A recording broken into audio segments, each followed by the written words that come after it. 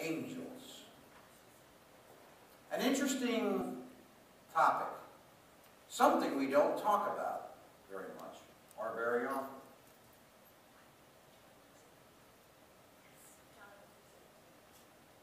The reason this screen says angels part 1, because there is quite possibly no way that we could touch upon all the different angels and all the different things and all the different tasks and all the different ways that they are involved in our lives and the lives of those of the Israelites to this point. I started reading a lot about angels, and I have to tell you, I was just reading and reading, and I knew, that's what I knew, this could only be part 1 today. Because as I was reading and reading, I was like, my gosh, there is absolutely, unless we plan on camping out and being here through the whole week and maybe ending it next Sunday, there is no way that I could touch upon all the different angels and their responsibilities. We have a vision of angels all the time, and they're pretty much like this, or they're the little cherubims. And we have this idea that angels look a certain way, and we want angels to be these nice creatures who are our guardian angels. Whenever you speak to somebody about angels, usually the first thing they'll come up is their guardian angel. They'll talk about the angel that watches over them. Well, we're not going to talk about that angel today. We're not going to talk about those angels that exist. Angels do look over us and protect us. They do guide us and keep us on our way. I want to read from the book of Genesis. I want to, not the only, but one of the first instances where angels come and we get an idea of one of their clearly defined tasks and the things that they do. In Genesis chapter 18, if you'll turn there, I'm going to start reading right in verse 1. Now, at this time, I want you to know that Abraham is kind of laying out, at this time, he's 99 years old, Abraham. And he's kind of chilling, relaxing a little bit, and his start begins this verse 1. Now the Lord appeared to him by the oaks of Mamre, where he was sitting at the tent door in the heat of the day. When he lifted up his eyes and looked, behold, 3 men were standing opposite him. And when he saw them, he ran to the tent door to meet them and bowed himself to the earth and said, My Lord, if now I have found favor in your sight, please do not pass your servant by. And he begins right away to do what is expected of us when entertaining foreigners or strangers, even though the Lord is known to him. He says, please let a little water be brought and wash your feet and rest yourselves under the tree. And I will bring a piece of bread that you may refresh yourselves. After that you may go on, since you have visited your servant. And they said, so do as you have said. Now, it's strange when you think here's God with 2 other men, obviously angels, making his appearance before Abraham. And they didn't come down in a ray of light. They came what?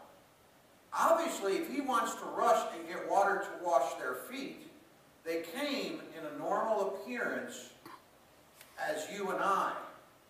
But he recognized God right away.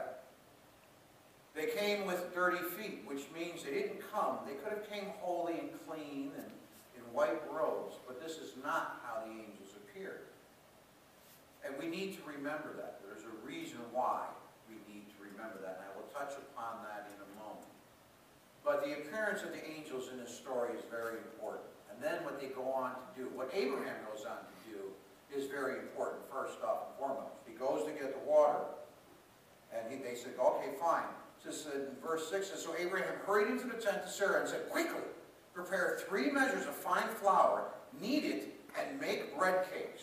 Abraham also ran to the herd and took a tender and choice calf and gave it to the servant, and he hurried to prepare it. He took curds and milk, and the calf which he had prepared, and placed it before them, and he was standing by them under the tree as they ate. The first thing, it had really no difference, no bearing. I want you to understand this. Just because it was the Lord and it was angels made no difference in how Abraham greeted them.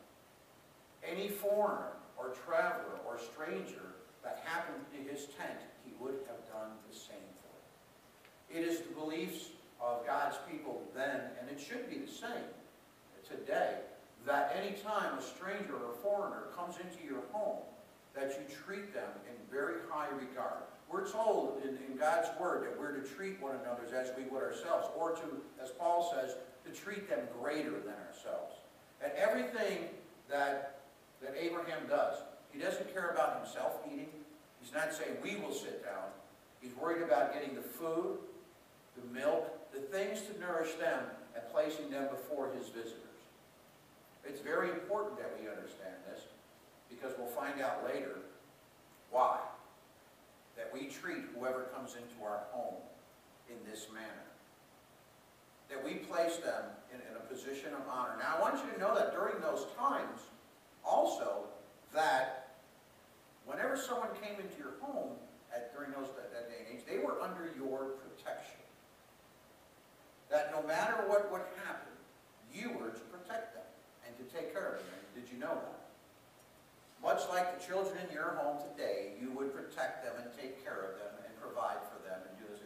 Well, this you would also do for a stranger, a traveler, if you would, who had no place to stay. Understanding wasn't like today, where you have houses stacked and packed upon one another and cities close by. You have motels and hotels. When you would travel, you would depend upon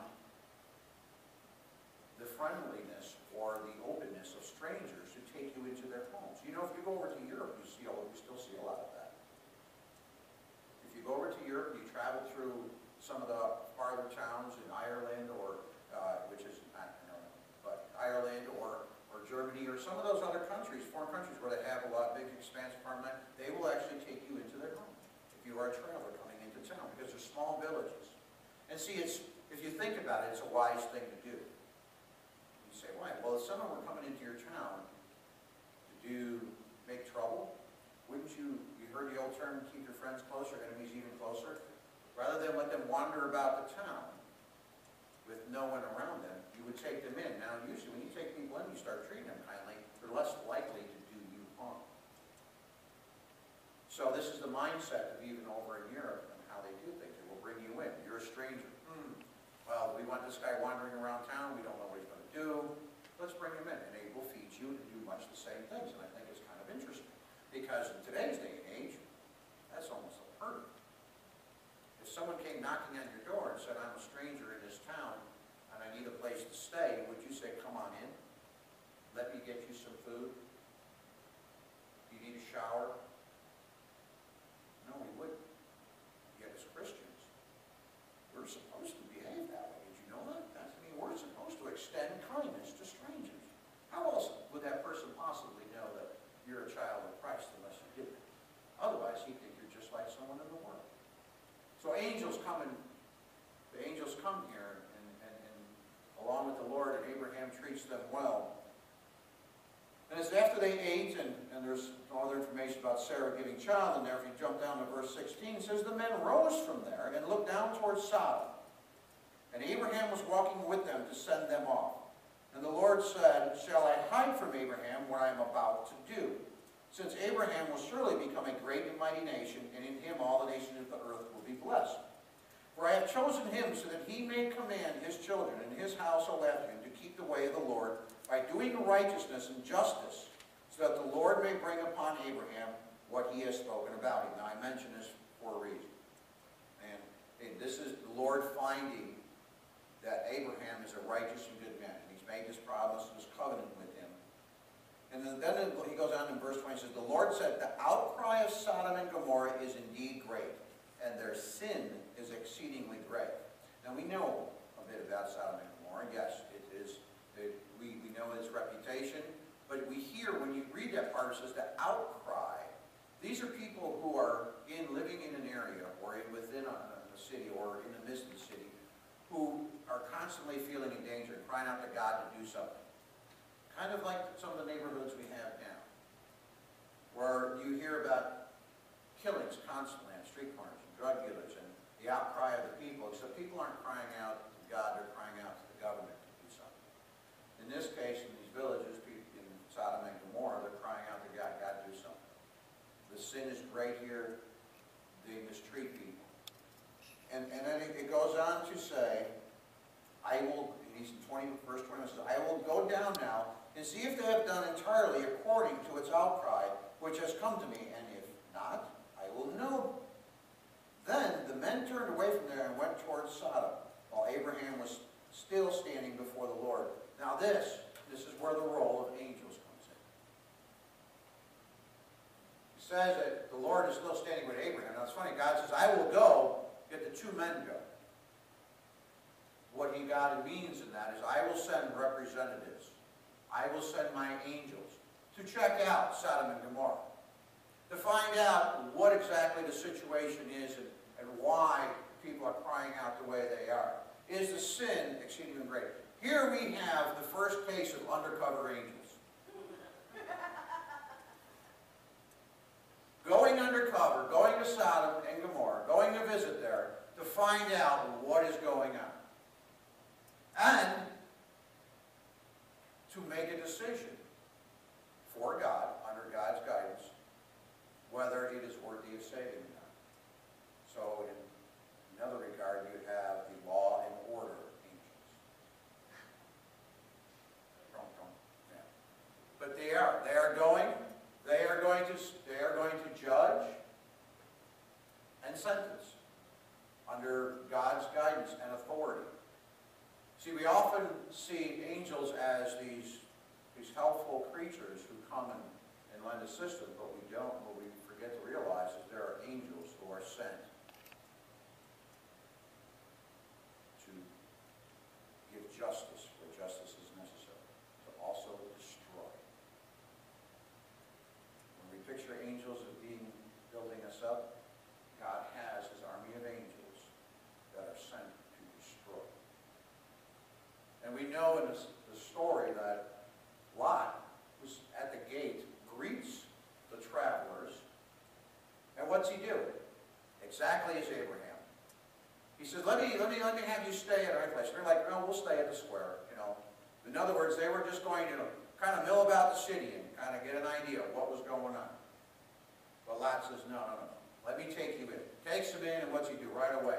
Wants to feed them, take care of them, taking the strangers in as he should. Now, one of the things to note is that Lot, being at the gate, in those days, if you were at the gate, you were in a higher position within the village that you were at. That you were there to make sure, to guard who was coming in and out of the city, to make a moral judgment of whether they should be. Now, I find this kind of ironic in the case of Sodom and Gomorrah, because they're already in the city. Now, who are you trying to keep out? In this case, it's just the opposite. Looking out for those strangers who may come to harm. It's not looking out for those who would come and bring harm, but those who may be harmed in this case. And right away, this is Lot's concern. He knows the city or the village in which he lives in. So right away, he wants them under his protection to bring them into his home. We know that suddenly, hey, the town finds out that they're there, they want to come out. They want to do harm to them. Lot comes out, and we wonder, see, when you read this passage, Lot says, I'll offer you my daughters who have had no relations with men, rather, and leave these strangers alone. This is how the protection of strangers, to the extent to which you would protect a stranger under your care, or a foreigner or a visitor, that you are bound to protect them no matter what. You would put others in your own family in harm's way before you would those strangers. And we know that these are the angels, because what happens? Men try to get at Lot, they kind of grab him, pull him inside, the men start coming to the door, the angels do what? Boom, they blind them so they can't find the door. So we see the power of God, and then they pass judgment. This is law and order angels, who came and saw lawlessness pretty much, they kind of said, what we have heard is true. This is not a righteous town and deserves to be destroyed by the hand of God. And it happens. But the angels went before, did the investigation, and then passed the judgment with God's authority. So these are angels that have that power and authority to do that. These aren't the ones who protect you while you're driving in your car.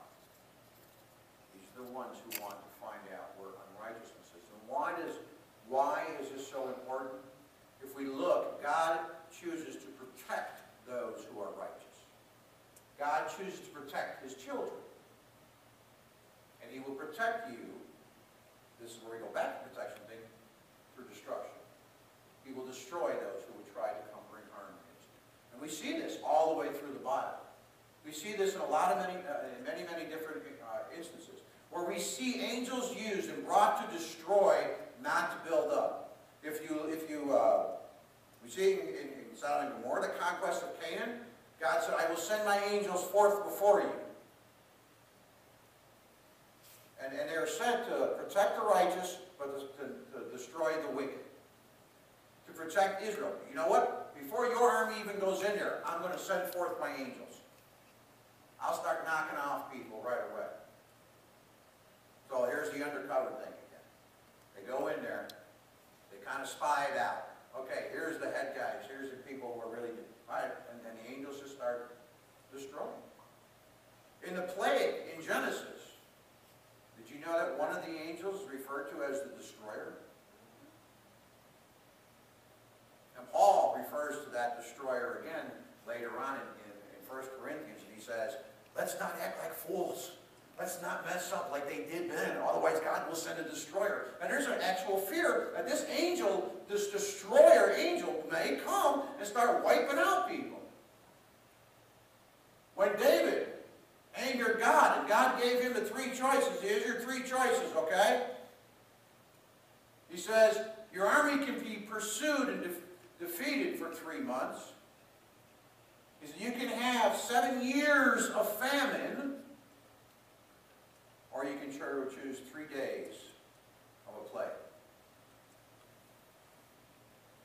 David kind of weighs his decision and says, okay, we did 3 days of the plague. And if you read, I believe it's 2 Samuel, it says, an angel reached out his hand against Jerusalem. 70,000 soldiers he killed. And when God thought that he made his point, he told the angel, stop. Enough. But it was an angel. See, we often say, well, God killed him. God sent an angel. Law and order. Justice. God says, okay, this is the punishment. Who executed the punishment? The angels. Angels seen in a different light. Not this way. I don't think I kind of envision an angel coming and killing 70,000 that looks like this. And that's I kind of picked out this picture on purpose, because this is our image. We're not seeing an angel like this coming and wiping out 70,000. Also, I want to, if you will, I want you to turn to Hebrews, chapter 13. This is why we need to be aware of how we treat strangers and people coming into our home. Because if we have the knowledge that there is an angel who is a destroyer, or angels that are destroyers, as you will find out too, there's more than one designated destroyer. It's a heck of a nickname, though. Send a destroyer. If you read in Hebrews chapter 13, starting right at the beginning, it says, let love of the brethren continue. Do not neglect to show hospitality to strangers, for by this some have entertained angels without knowing. I think it would be, if God is sending an undercover agent to my house, I think it would probably be in my best interest to treat whoever comes into my house in a kind way. Because I certainly wouldn't want this angel suddenly to pop up and go, you're done. I will bring a report to God and we'll execute justice. See, we don't know. That's why we're supposed to treat one another, not just one another who are Christians, but it says foreigners, aliens, strangers, those who we don't know whether they are Christians or not. That we are to treat them in a kind and hospitable way because we don't know what God is doing, whom He has sent in our midst. I told you a story a long time ago, and I'll just repeat it very quickly, was when I was working downtown with a roofer, and I went into a restaurant or a fast food place, and there was a woman who was going basically from table to table looking for food. And my initial reaction when she asked me was to say no. And I will tell you what, it was about that quick that God went, what do you mean no? And I got up, and I saw her go out the door. And I told you, it was on a corner that was like this. And this restaurant and this fast food place was here, and all along here was warehouse. Wasn't areas going in. I went out looking for her, to bring her in and buy her a meal. Could not find her. That quick. As soon as I walked out, she was gone. Now I'm at a corner like this. It's real easy. Now I walk over here, look down, she's not there. There's no doorway to go into. Walk over here, she's not there. No doorway to go into. There's no car, nothing. She was gone. That way. And I thought to myself, first thought was, you screwed up.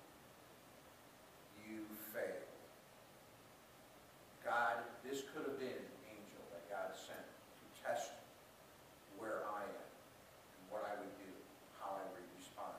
Just as He sent angels to Sodom to check out who was worthy, who wasn't.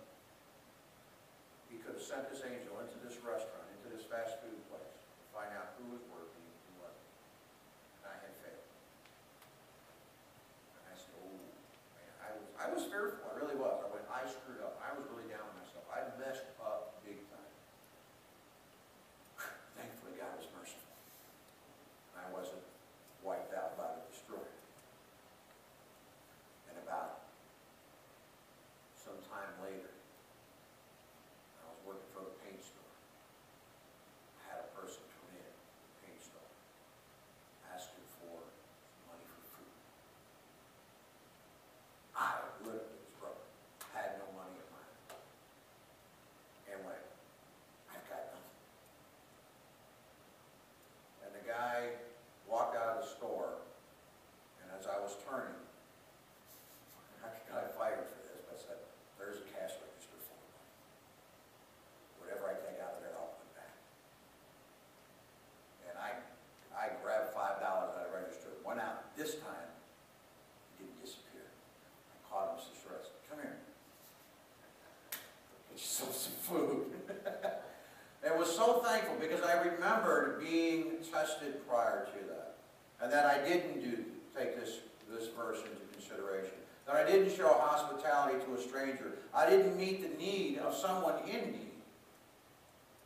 See, the fact that Abraham was willing to give up his own daughters for the sake of helping someone shows where his heart was at. How far are we willing to go to help somebody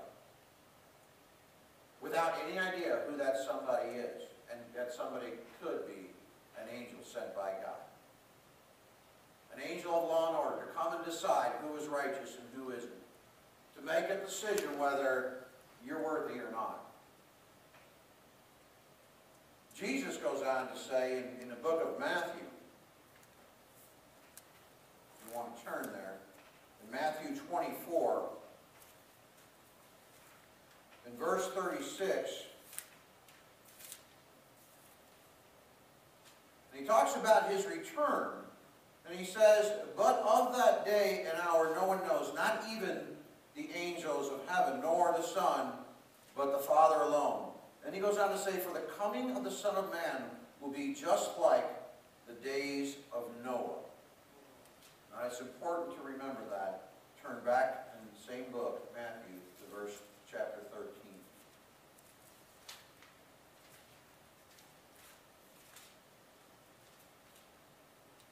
Verse 41.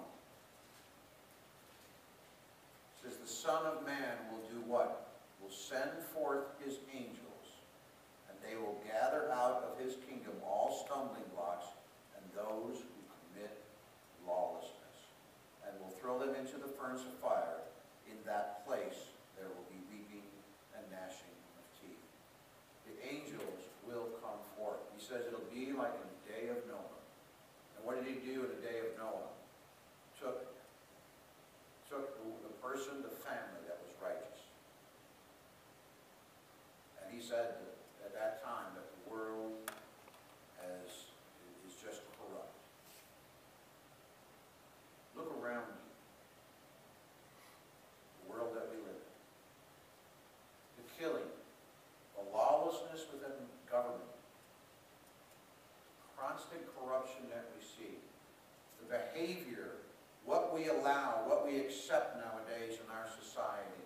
I'm not saying the end is here, but my gosh, you have to be aware of what's going on. Why? To make sure that we're not the stumbling block or the lawless ones. The lawless ones who will be plucked out. That the angels that are sent forth, here they come again. Law and order angels come to pluck and take those who are not worthy of God and his holiness and his grace and his mercy, and taking them away. Picking and choosing. See, angels aren't just guardian, wonderful little cherubims. They come in a form to test, to judge, to execute righteousness in the eyes of God. A little bit different than we kind of perceive it. Not like this. There has to be, in other words, we know that angels exist. See, I don't think we really, I don't think we put the importance of the possibility of angels coming enough in our lives as Christians. We kind of go, yeah, angels. Okay. But you don't know when or where you can encounter them. We'll talk about that a little bit more as we go on in the Sundays to come, talking more about angels, because I think it's important you start to see and expand the role that they play in God's kingdom and why. Now, you say, well, why do we want to do that? Because just as God has taken the angels and given them a specific purpose and roles to play, guess what he has done to you and I?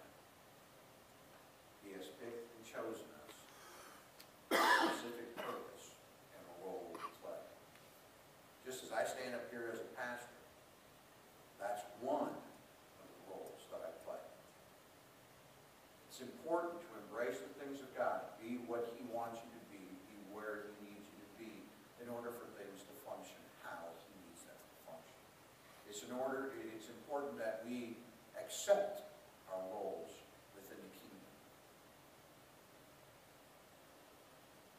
so that it can effectively run. If everybody ran off doing whatever they want, I could see God just pretty much bald. You know, we're that way kind of now, you know, if you think about it. We have our tendencies to kind of go off, and guys go, wait, where are you going? Get over here, you know. It's kind of like having 30 4-year-olds. Well, all want to go off different directions, and you're trying to gather them. Wait, we're going to sit and tell a story. All right, you come over here, and you sit one down, and there's 2 more running off over here. You go, wait a minute, get back over here. Hey, where are you going again? Get back. And if you kind of look at it, we kind of have a tendency to be that way. God must look at us and go, I need you to be where I need you to be, and I need you to be what I need you to be. Just as angels play an important role in the kingdom work, so also do we. But we'll talk more about the expanded role of angels and the things that the importance of them and the importance of us within the kingdom as in the weeks to come. Remember, God sends in instances, and I said there's many more instances where angels have come and executed judgment. You can see that a lot of the times with Israel, even from their Exodus on, where angels have come on the scene and done both good and bad, and at least that's by our perception being bad. The things that they've done, you kind of go, whoa, God's serious.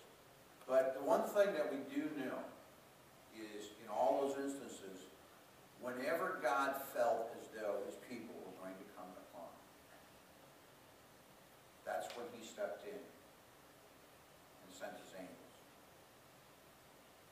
From the moment, you can read so many stories of Israel and their lives, and God would send his angels at just the right moment. Before the entire nation fell apart, he sent in his angels.